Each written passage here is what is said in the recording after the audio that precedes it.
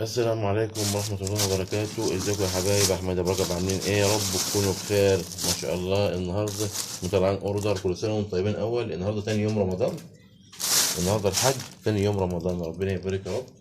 ما شاء الله الكشوات الحلويات طبعا مش هينفع نفتح علشان خاطر جواني شغل، يعني ما شاء الله سمك بالعدد، سمك كبير. مش عشان خاطر ان احنا صايمين، لا احنا بناكل فسيخ في اي وقت لان فسيخنا زيه زي بس يعني كنافه والقطايف والحاجات دي.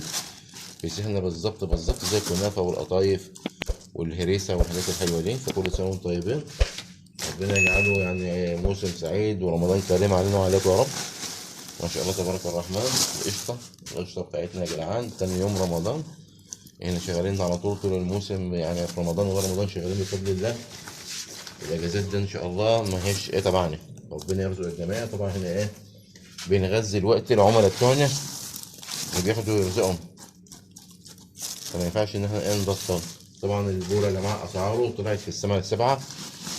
النهارده البوري بالدولار يا اولاد، النهارده البوري بالدولار النهارده. ربنا يسترها علينا ويعديها على خير. يعني ما شاء الله. السمك في كوات بس غالي جدا جدا جدا جدا. فانا كنت بطلب من اخواتي اللي اصحاب المشاريع، يعني اللي عاوز يشتغلوا يحاولوا من الوقت، ما يستنوش في نص رمضان. والله العظيم لو استنيتوا في نص رمضان ما هتجيبوه غير بالدولار. انتوا حرين.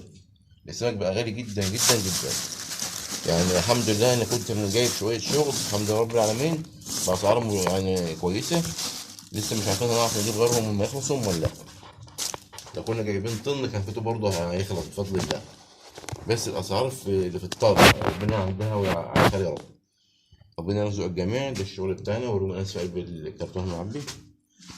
ما شاء الله طلع باذن الله رايح القاهره. مش ما هقولش فين بالظبط، ان يعني انتم متعودين مني ان انتم ما بتحبوش تقولوا حد ان انتوا اللي بتعملوه. بتقولوا قصدي ان انتوا بتشتروه، انتوا بتقولوا ان انتوا بتعملوه. كلكم، كل الناس اللي معايا، يعني معانا ما شاء الله الوفات، بسم الله ما شاء الله، يعني الله اكبر. محلات تقيله جدا جدا جدا جدا.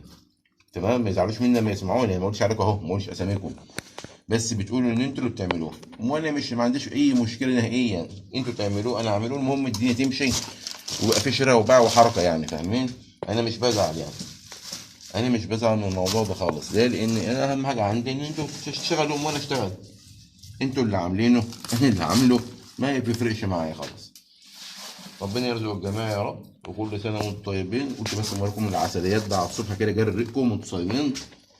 ادعوا بالتوفيق، ادعوا لصاحبه ان شاء الله ربنا يرزقه منه. يديله كتير ذهب والماظ يا رب.